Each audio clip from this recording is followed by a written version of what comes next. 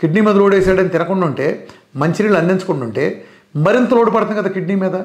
రక్తం తక్కువ అయినప్పుడు కిడ్నీలో బ్లడ్ ప్రెషర్ పెరిగి అది మరింత రెండో సైకిల్లో ఇదంతా వచ్చి రెండో రిఫ్లెక్షన్లో భాగంగా కిడ్నీని మరింత పాడు చేస్తుంది కదా.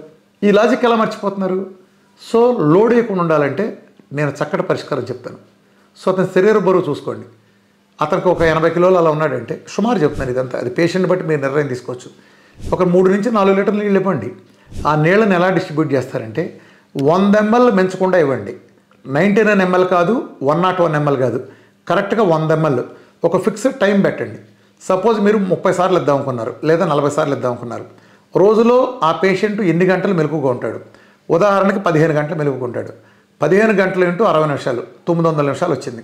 900 నిమిషాలని ఈక్వల్గా, అంటే మనం ఎప్పటికప్పుడు 100 ml చొప్పున మనం 100 ml చొప్పున ఇద్దాం అనుకున్నప్పుడు 40 అయితే 40 ml వస్తుంది అనుకోండి. అంటే 40 టైమ్స్ 100 ml ఇస్తాం. 40 టైమ్స్గా డివైడ్ చేయండి, అది 25 నిమిషాలు వస్తుంది. కరెక్ట్గా టైం పెట్టి అలారం పెట్టుకుని మరి కరెక్ట్గా అంతకు 100 ml ఇవ్వండి. ఆ టైంకి ఒక సెకండ్ ఎక్కువ వెళ్ళటానికి వెళ్ళలేదు, తక్కువ వెళ్ళటానికి వెళ్ళలేదు. అలా మీరు ఇచ్చినప్పుడు లోడ్ అంతా డిస్ట్రిబ్యూట్ అవుతుంది కదా. అప్పుడు కిడ్నీ సఫర్ అవ్వదు. తక్కువ లోడ్ తీసుకుంటే పోలన్నా రోజంతా ఈక్వల్గా డిస్ట్రిబ్యూట్ చేయండి.